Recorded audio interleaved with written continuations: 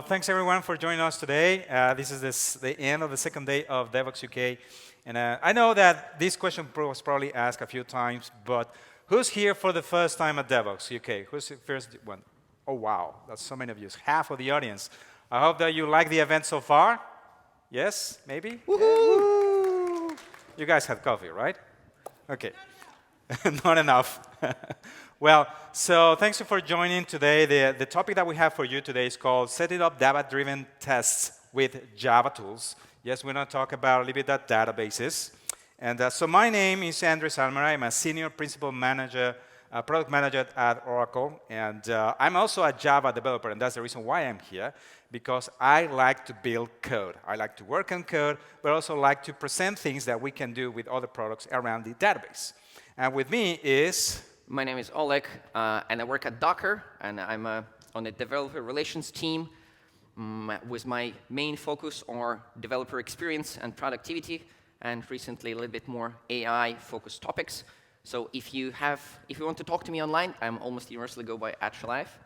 And yeah, just I feel that I'm old and wise enough to have opinion not just on software development, but any life topics, so you can reach out if you just want to talk. Like the age of sharks. OK. So this is the agenda that we have for you today. So we're going to establish what is the current state that we have seen that people are working with, creating, using different frameworks, different Java frameworks. And I know that Oleg will probably talk about some non-Java stuff. But that's the current state that we have. And then we're going to turn into some testing tools that you may or may not be aware of and how we can combine them together. Some of the database stuff that you may want to use as well. We'll show a couple of demos. Hopefully, all of them will work. And if they don't, they will crash and burn in fire, as always.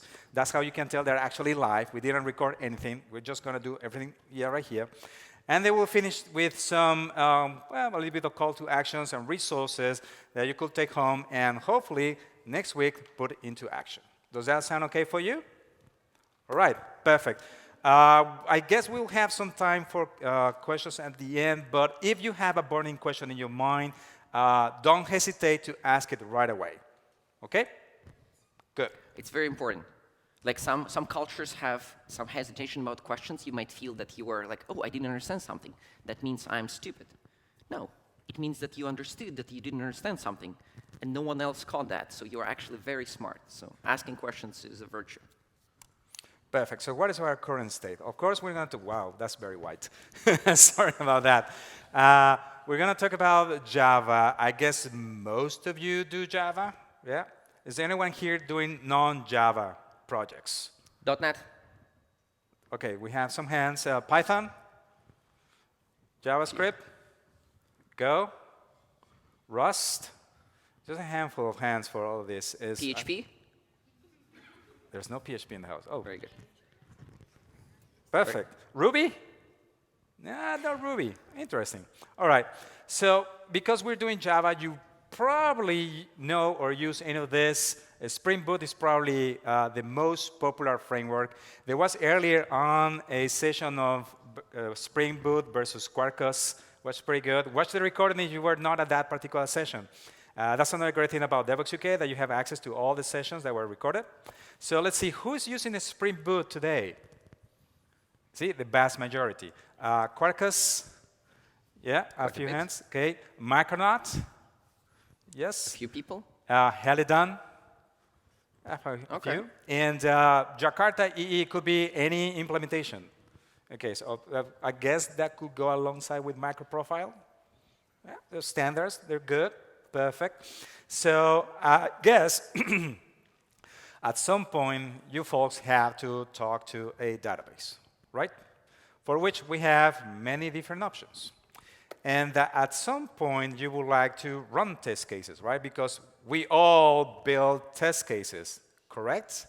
It's 2024. If you are not building test cases, I have news for you. You better start doing it. Is anyone here that's just fresh out of college?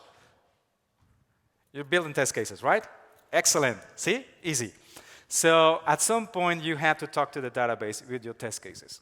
Now, the original way that we look to do in the past, what we used to do is we need a database instance for whatever vendor you're working with, right?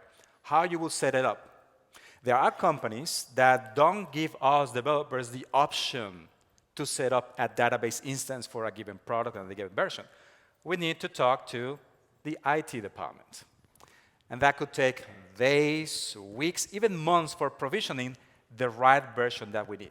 And once you have it, you have to take good care of it, because you now were likely in charge if they gave you admin rights. If they didn't, then you need to talk again to figure out how to set it up correctly for your test cases. But then now that you are in charge of this, you have to be sure that it has the right state whenever you need to test. And what if I'm working with Oleg in the same team? Do I run my test cases at the same time as Oleg's? Do I run it at the same time as CI because we're sharing the same instance? That's a little bit of a problem, right? Wouldn't it be better if we were able to run this database closer to the test case whenever we need it? Isn't it?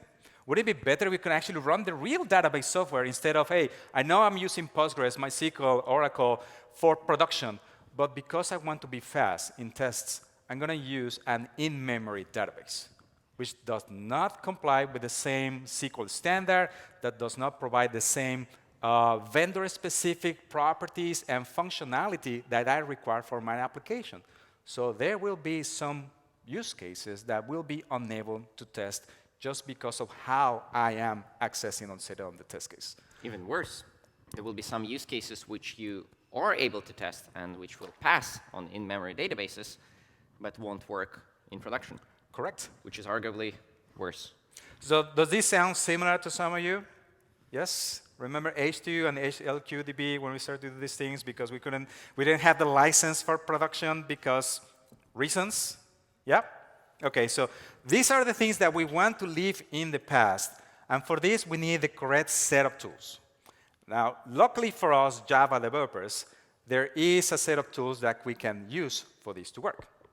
Now, in case of testing tools, I guess that most of you are already aware of what JUnit 5 is. If you're still using JUnit 4, that's probably because of some legacy reasons. But as much as possible, try to migrate to JUnit 5.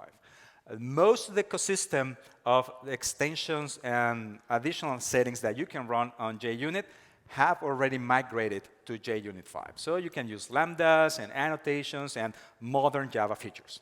That's where we want to go. Lambdas is Java 8. That is like ages ago. Yes, that's been a long time ago.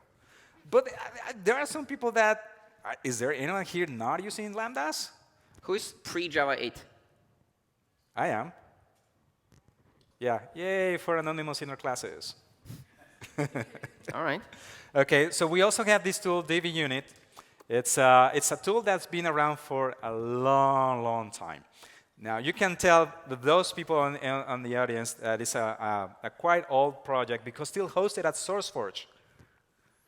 That is not GitHub, even though the development still happens on GitHub. That's kind of strange. They have both. So the important thing about DbUnit is that it's a tool that allows you to set up a database state before a given test case. You run your test cases in the same way as you would do today. And then you can verify what is the latest state of your database. So you can do a pre and a post verification. You can also generate like a seed database files from DbUnit connecting to your existing database so you can use it later to set up the state for your test cases. And finally, but DbUnit is JUnit 4. Database Rider started as a series of additions to DbUnit that were JUnit 5 friendly, and now it can be seen as its own DSL on top of DbUnit that gives you JUnit 5. It allows you to set up database state, not just with XML file format, that's regular DbUnit, but also using YAML. Who likes YAML?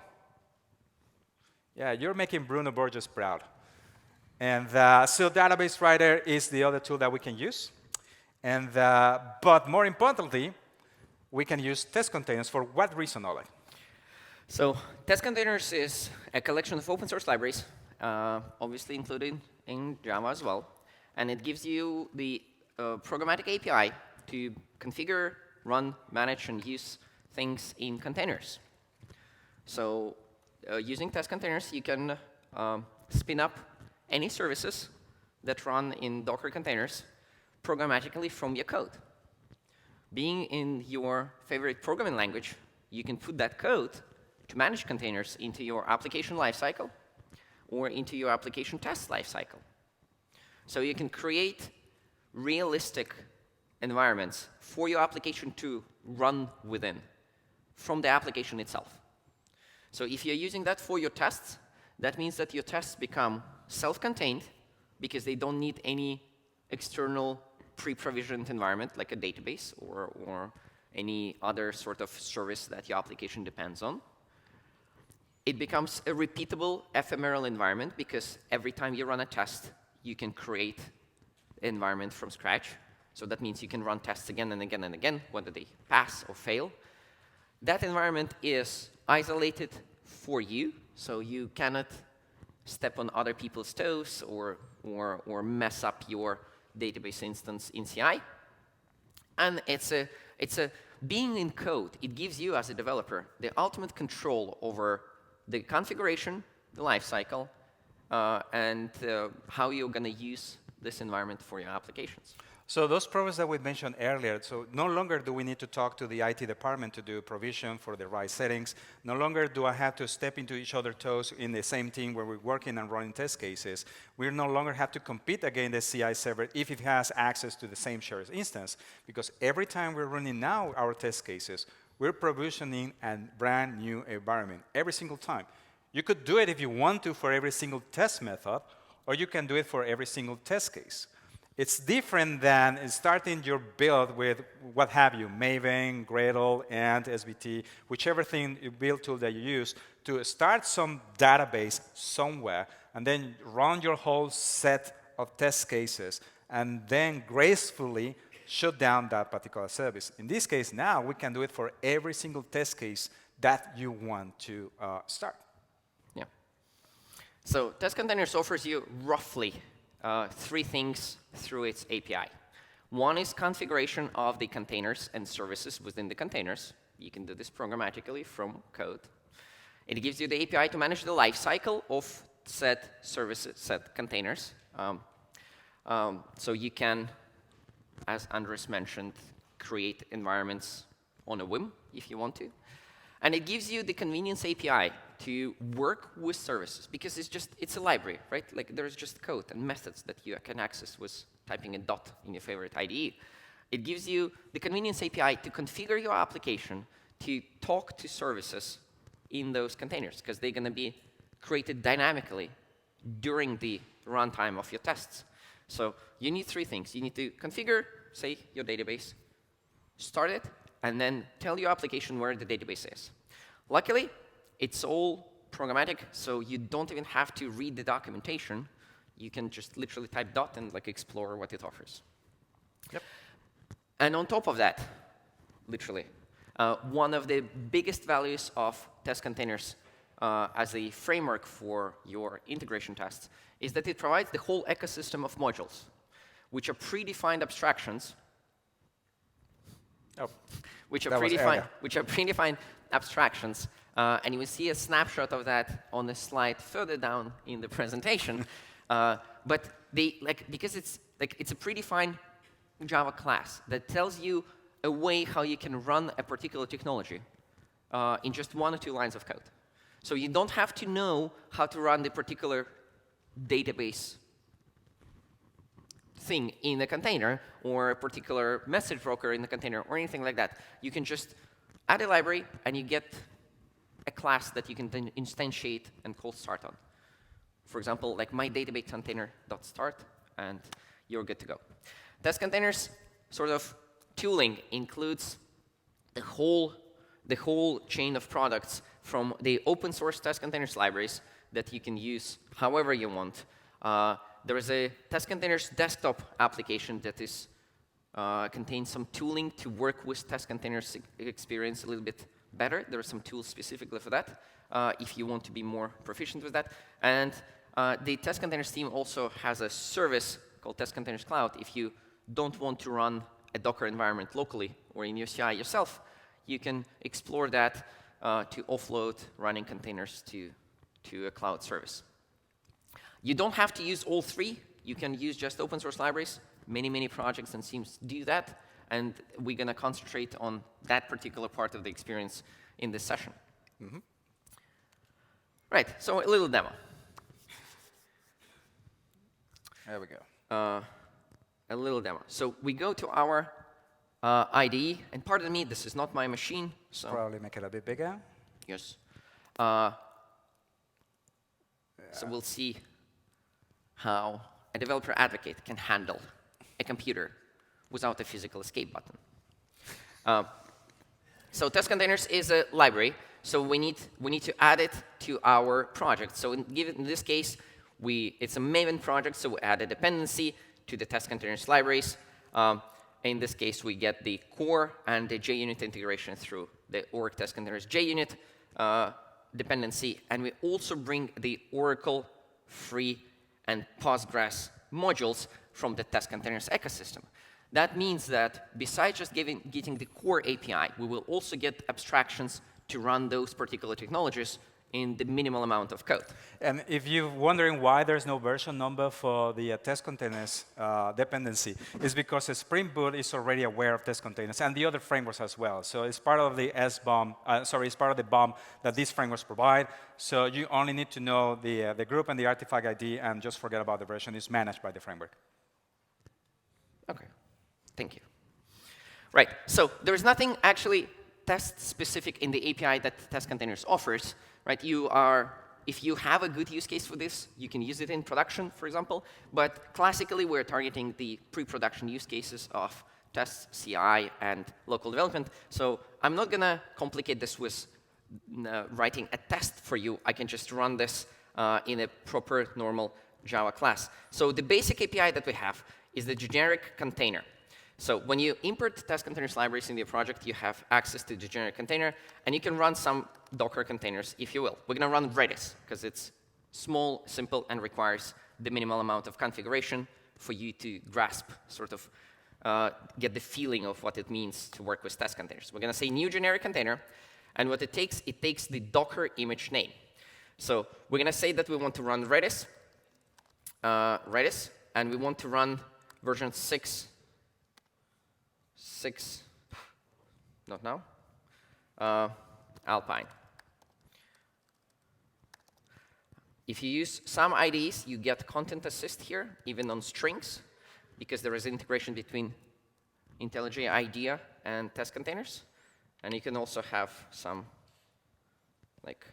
additional things, like you can open, for example, the hub to see what particular tags and images are available. So actually, 7 Alpine could be even better.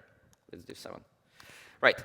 So this object now can serve as our, it corresponds to a container that we will be able to work with.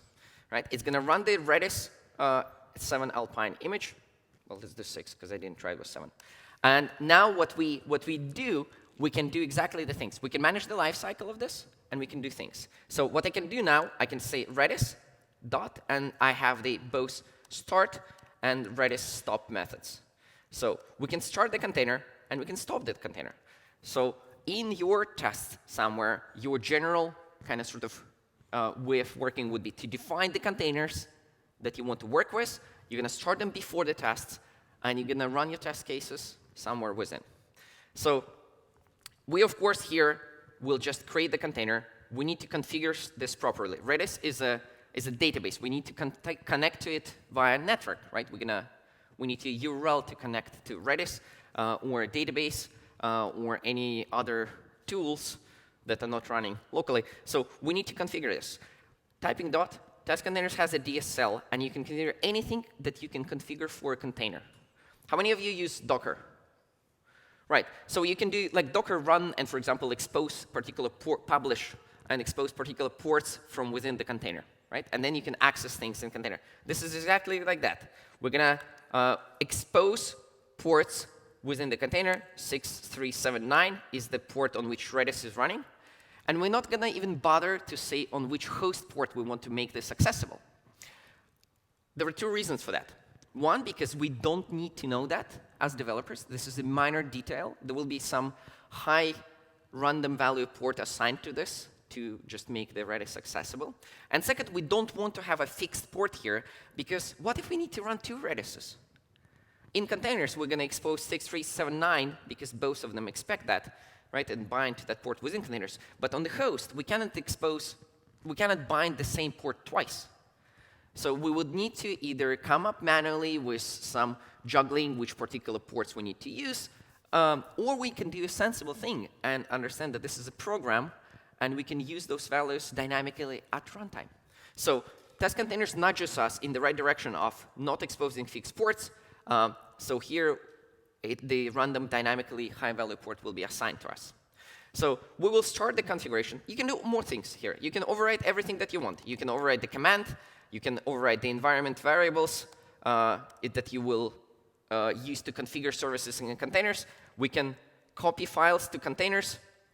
You can also copy files out of the containers after, if you will. You can follow logs. You can execute commands in containers. You can give containers access to your host machine if you want your services and containers to talk to your application. You can do anything. The sky is the limit. Your imagination is the only thing that's stopping you from creating complex environments. You can do networks and run clusters of services if you want. You can inject things like toxiproxy in front of your database container and influence the network and inject latency if you want to do some chaos engineering because you fancy a little bit of that. So anything is here. All is available to you with just typing a dot. How many of you read documentation? So a few hands.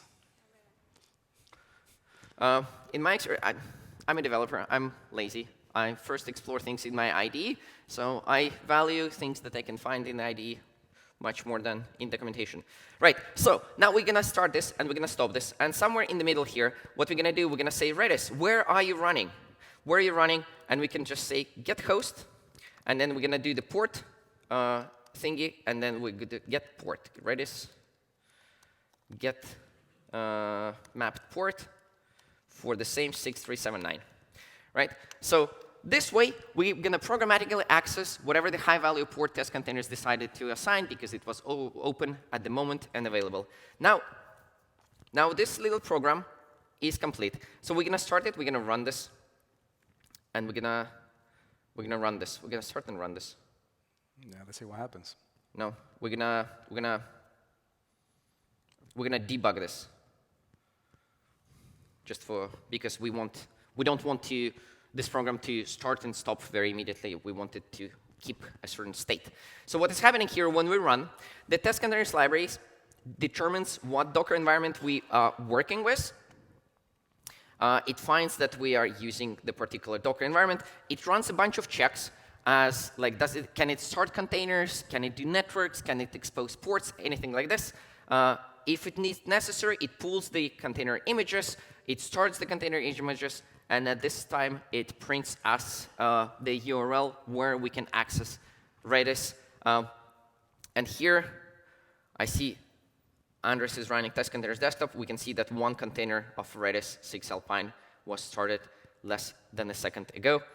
If you're using Docker command line, you can also access that by doing Docker PS and seeing the images there. And when I release this situation here, and it will call Redis stop, we will disconnect, and the container will go away as well. Even if you don't stop containers, test containers will clean up after itself by default. Right? You don't have to clean up the environment. We're going to take care of that. Even if your tests will crash and burn, we will still remove the containers and networks and volumes, everything running, so you can repeatedly run tests again and again and never connect to the stale version of the database that you started 2 weeks ago, and then your test accidentally connect to, and then you spent 2 days debugging the issue, and then you realize that this is just a silly mistake, and you are angry and furious at yourself.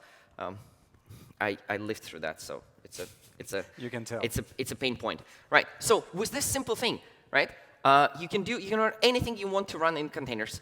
But also, you can do the modules. So if we do the Postgres SQL. No, that's not one. Postgres container. Do you see container? No, I don't see it.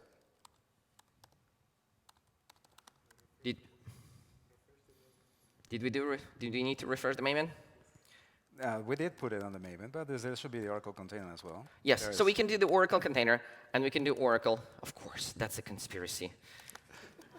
New Oracle container.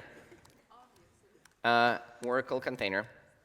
And it needs a Docker image name, but I wanted to show you that it's the same thing, right? We can start it as well, like this, right? But the definition of this container comes from a library. It comes from a jar file. And as an application developer, you don't need to know the particular details, how to start Oracle and run Oracle, or what the particular environment variables. You just say new Oracle container, or new Postgres container, or new MySQL container, or new Kafka container, or Elasticsearch container, or a new Llama container. There are more than 60 modules available for you, so you just add a library, and like the world is, what's the phrase there? The world is yours.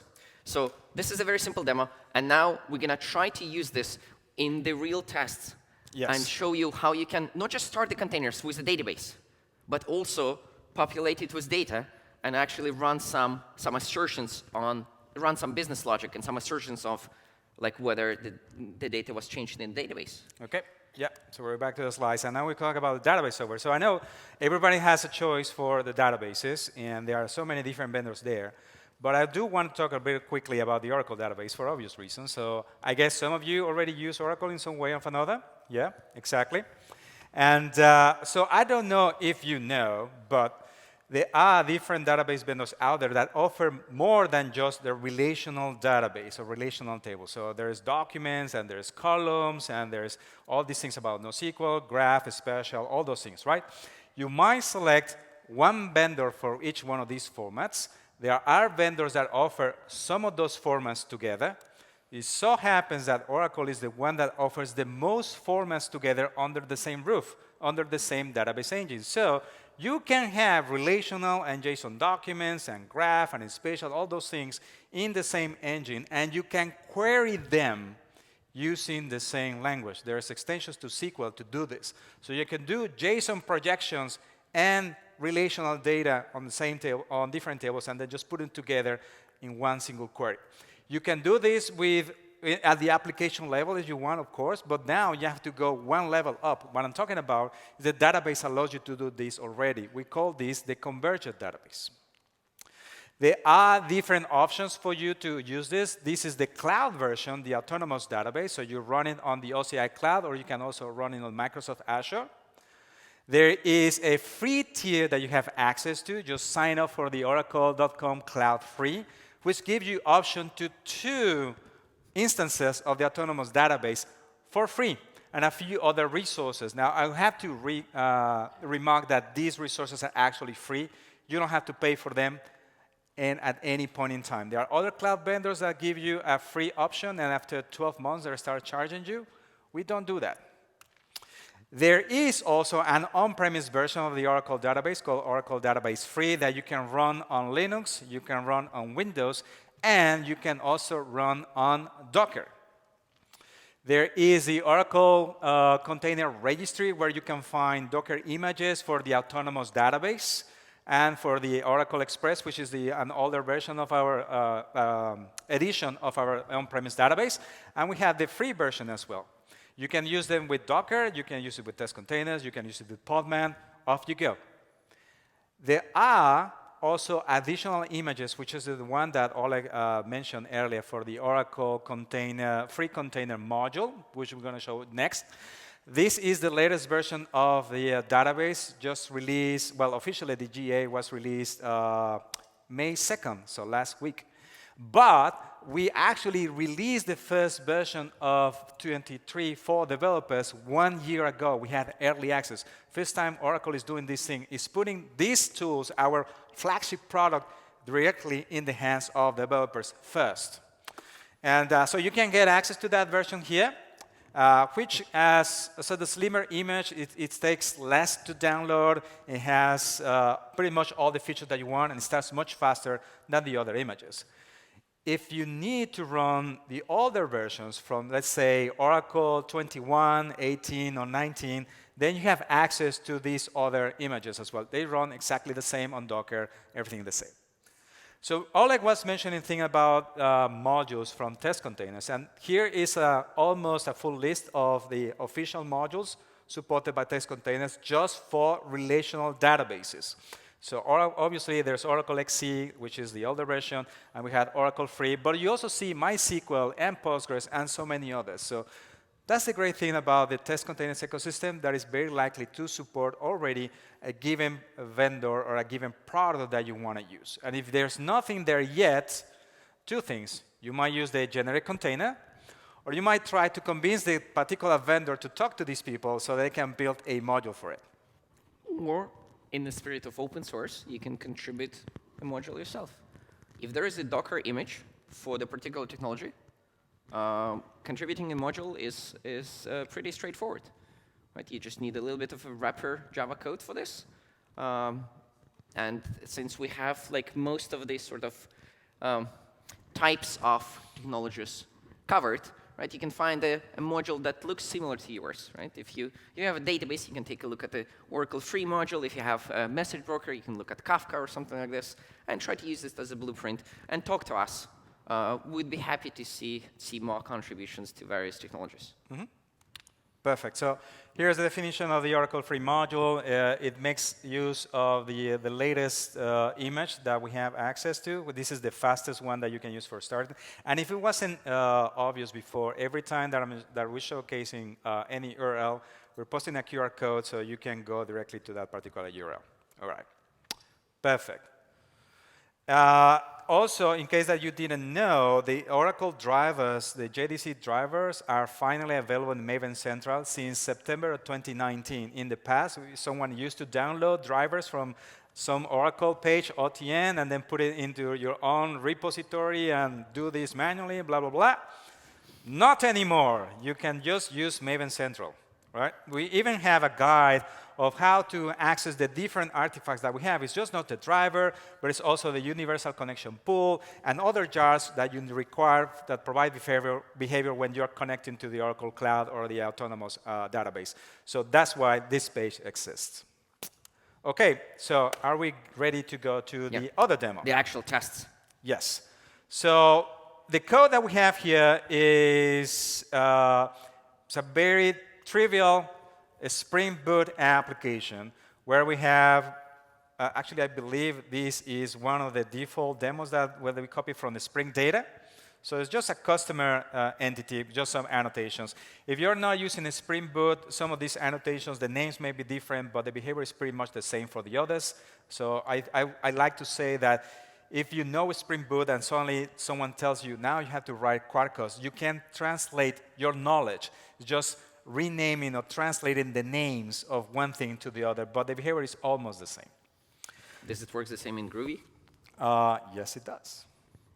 Very good. So here we have our first test case where we're going to use test containers to set up an Oracle database.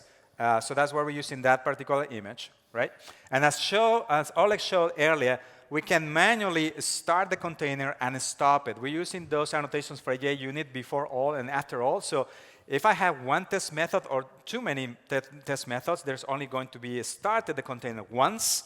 And at the end of all the test methods, the container is going to be shut down gracefully. And we're also exposing dynamically these random settings that we have from the container. So we need the connection URL for JDBC, we need the username and the password. Because we're generating this randomly thanks to the integration of the Oracle container. The Spring application doesn't know this, but it has to know this information in order to set up the data source bin and everything else, right? So with this particular method, we are telling Spring Boot, hey, I know you need data. We're going to grab it from the container and then put it in the place where you're going to ask for those properties. All right? Then we come into the actual Spring Boot test case where we can do inject or autowire. We inject our repository and the data source. Why we're doing injecting the data source? Because this class here, the database tester, is from DbUnit. There are two ways to use DbUnit. If you use JUnit 4, you will extend from this particular test case. As you note here, we are not extending from that test case because we want to use JUnit 5. So the other way that we can do this is by using test helpers composition, which is basically this class. This class knows how to load database state and put it in the right place, and then do some verifications. And for whatever reason, I needed to create this additional test class just to set up a particular data type factory. I believe the latest version of DbUnit does not set correctly the Oracle dialect, but by setting this magic property from DbUnit, it will do the right thing. And then we do the setup. This is where we load some data set into our database, which is already active thanks to Testcontainers. And then we do the teardown. You might recall these names from JUnit 4 setup and teardown. This is where we can optionally do some verifications on the state. Now, we're not doing it here right at this moment. And this is how we load some XML data sources. And finally, we come to the actual test cases.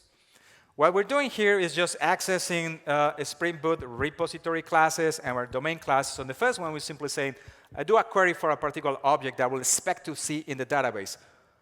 Again, DbUnit was responsible for setting that particular state. So we expect this object to still be there. And we use regular Spring Boot methods to verify that's the case. On the other test case, we are inserting a new row in a table.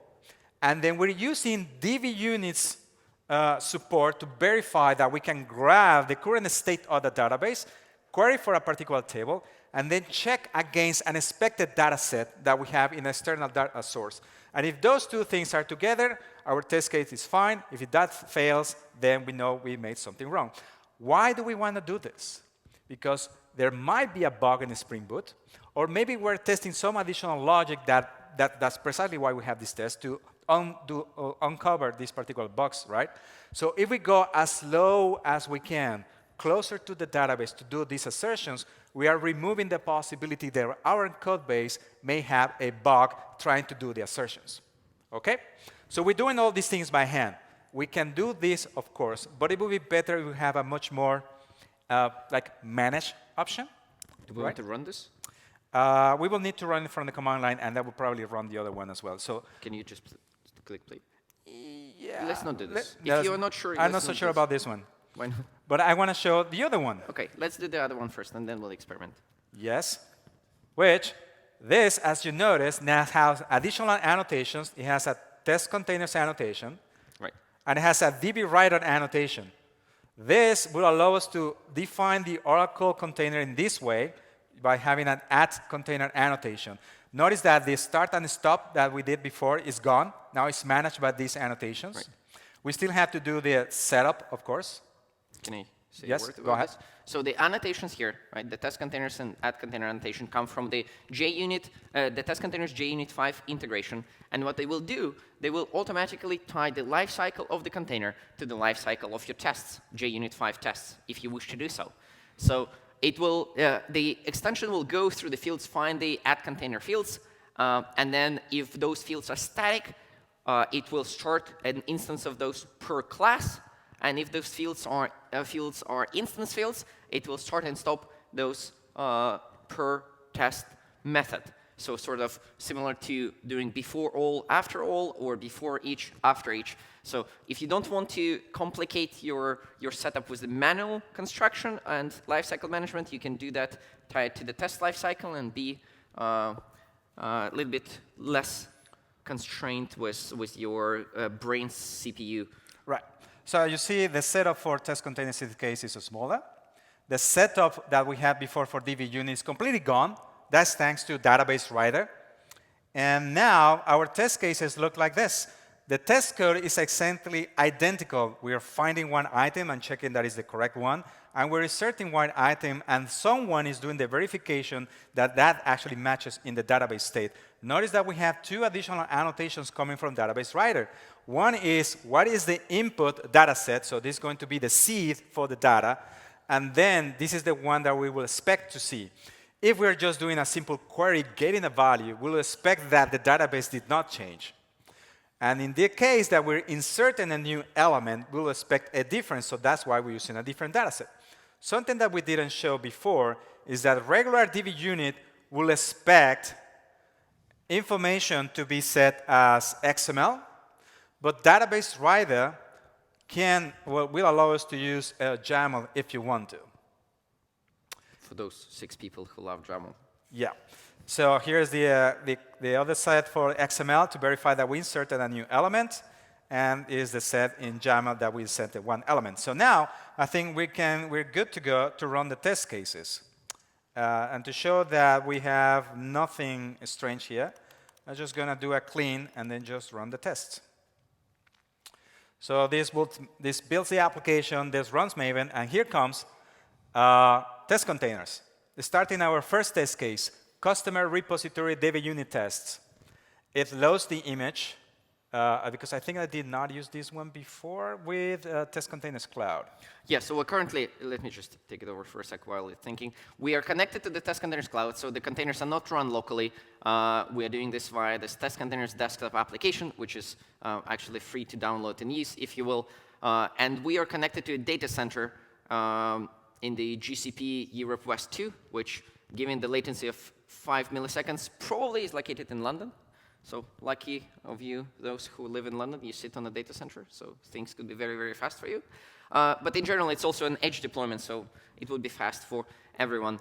And because we didn't run the test case before, it doesn't have the image in the Docker cache yet. So it normally, once the image is there, test containers will naturally make use of the Docker cache. So you don't need to pull the images again and again and again, unless you want to, because you can configure that through the API, because everything is configurable.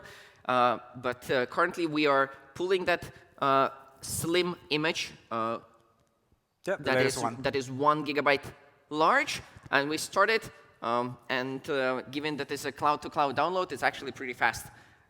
So we created the container. We started the Rook container, which is a resource reaper, which is the functionality that will allow us to clean up the containers. And then we start the Spring application tests for us here. And I know that some of you saw, oh, there's a stack trace there, and there's an error. Well, kind of. So one thing that you can see that the SQL statements that are called here, this is something new in the latest version of Oracle 23 AI. We finally have the if exists clause that other vendors have. So we have it finally for drop table and create table. But we missed the integration in Hibernate for the sequence.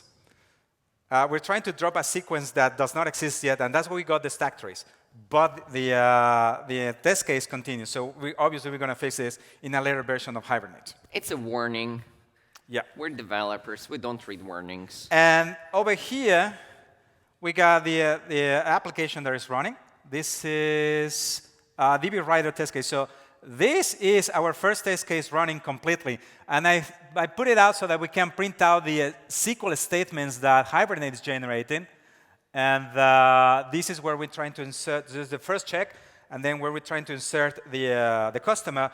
And the test case is green. And now comes from Database Rider, which still happens the problem with the sequence, same error as before. And then Database Rider prints some information about the session, runs the test case, and we're green. We have 4 runs, no failures, 0 errors, nothing is skipped. We use the real database in a container. We set up our database state, and we're able to run our test cases. That's pretty good. So in the spirit of sharing wisdom with you, because I think we have a minute. Do we have a minute? Yeah, we can. Never trust a test that you haven't seen failing, because it might be checking some other random nonsense. Yes. Right? We're gonna change this to just to see whether if we change something, now we would expect 1 test case be failing, just to see that there is no magic, no tricks, just integration between technologies. Right. Exactly. And while we run this again, you will see that we are now not pulling the Oracle container image. We're just using that from the cache. We're starting it. It starts in the whooping. Let me see. How much time was that? It starts in 10 seconds? Mm-hmm. Yeah, it's pretty fast. Did you imagine that the Oracle database would start in 10 seconds? How many of you would say that, like... It's the real deal. It's not a fake product. It's the actual Oracle database. Actual real database. Would you say it starts in 10 seconds? No, I would not. I would expect it to be like half a minute, I think. My machine maybe is slower. So we see that the tests run one failure. So indeed, we change that, and we see the failures. So we can just rerun this very, very quickly to get it back to the green state. It's one of the few pleasures and nice things, happy places of being a developer when you see the green tests. It's a very brief moment, because then you need to go and fix other things. Right. So once again, we go through the cache. We don't need to download the image. Right. The startup should be fastest around again to the 10 seconds. The first test case runs. Again, the sequence error will go away in a new feature, in a new version. Think about it. It's a new container. It's an isolated environment, right? And you can run it again and again and again. And even if we mess up the data, right, it doesn't matter. Next time we can run again. It's glorious. Yep. So this is the second data test that we expected to fail before, and now it should be fine. Yeah, now it's green again. Perfect. Yeah, perfect. Well done, us. Commit, Yay. push it to production. Exactly, ship it. See, we have test cases. All right. We need to talk about JReleaser. No. There's one more thing that if for whatever reason you are unable to use test containers, but you still need to set up a database, and if you happen to be running on GitHub, whether it's the free version or the enterprise version, we have a GitHub action to set up Oracle Free. And it takes it uses the images that we showed before from Gerald Belsel, which happens to be my manager. So everything's inside Oracle anyway. And this way you can start a database before all your services, very, very easy, with all the defaults, and you can configure anything that you want for starting this database, and then run your test cases or anything else that you have to run on GitHub Actions with a proper Oracle database. And just for completeness, if you can run test containers and you want to run test containers set up on GitHub Actions, it will work out of the box because GitHub Actions runners do include a Docker environment, so it will work the same way it works on your local machine there, the same way, just in case if that was not fully highlighted, right? Perfect. So we have some resources for you. Obviously, testcontainers.com. That's where you find most of the information about test containers. We have also the Slack for test containers, where you can join the community and talk to other people, ask questions about test containers. If you have any troubles, reach out to Oleg and the other great people that work at Docker and test containers. We got the resources for DbUnit and for Database Rider. In the case of Oracle, there's definitely much more information. The first link is about a lot of free stuff that Oracle puts out for developers. Not just these Oracle images, but there's tutorials, there are other products, libraries, Java, non-Java, a lot of things that you can find out. Remember that you can sign up for these Oracle products for free. There's the cloud version of the database, Autonomous Database. There's OCI, the Oracle Cloud Infrastructure. You can also get free resources. There are many things that you can do as a developer and start right away. I know that we as developers are very eager to get in touch with new technology and play around and tinker and whatnot, and suddenly we need to talk to our manager and say, hey, can we use this thing? Or maybe once we have convinced about these things, we need to talk to our team members and say, hey, I found this great thing. What about using it? And some of us will get these replies like, no, we're too busy. No, I don't want to learn. Yes, don't be discouraged. If you are one of those that really like to tinker and learn new things, keep going. Keep doing it, and eventually your teammates will figure out, yes, this is worth it. Test containers is a game changer, if it was not clear already. Thank you. So most of the things that we saw today, obviously the Oracle Cloud and the Oracle product, the database is not open source, but most of the other things that we saw, they are.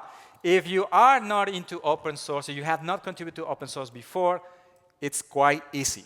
If you found a problem, something that is not working properly, or you have an idea of something, how can one of these libraries or other libraries or dependencies that you use at your work, file a ticket.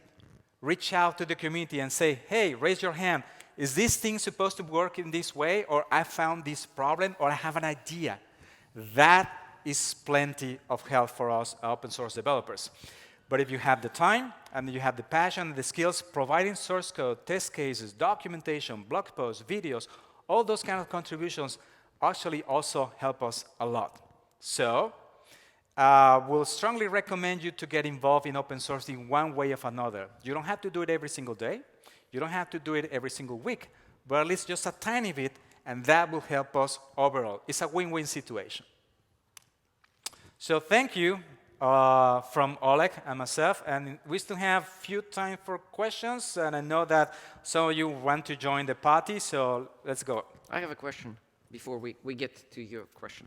Are there other means we can initialize the database and like state in the database using, say, test containers and maybe database migrations? And We could use database migrations, tools like Liquidbase or Flyway. You will have to find a way for setting up the migrations just for the test cases and not for production.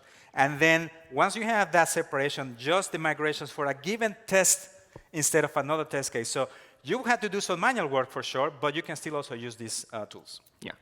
And just if it's not clear, you can also set it up using your application facilities if you prefer to do so. So before running the business logic of asserting something and doing something, you can inject your customers using the same repository if you trust that to actually do what you want. So you don't have to initialize data in databases in any specific ways. This was just one example how you can do that for the given setup. Yeah. So our time's up, but so if you have any questions, just please approach us. We need that question because that person was very. Yeah. So we'll probably still get in the recording. Yeah. Yeah. Good. Perfect. Let's go. So, which Docker, where are your images coming from in test containers? Like, how is that determined? Is it based on the label setup? Or? Right. So which way and where where do the images, Docker images, coming from when we are using test containers? So by default, if you just specify the Docker image name in a thing, it will use Docker Hub. But it's also configurable, so you can do that in a particular string. You can say like my company internal registry / image name, and so on, and it will use that, or you can configure that for the whole setup, so it will respect your Docker login that you did before if you need to log in into repositories, and it's fully configurable up to the point where you can say how often do you want to repool those images on every test case or every time you run your tests, or never, or the refresh strategies and so on. And even you can even configure sort of the substitutions where your developers, for example, will say like, oh, give me Oracle container, right? You can have a programmatic way to say like, no, we're going to have the Oracle container, but it will be a particular image that we're hosting within the company internal registry, and you can do that programmatically, so you can enable that for all the developers at your team or within your company. It's like the fully configurable thing. Right. Perfect. Well, thank you very much for your time. And keep enjoying DevOps.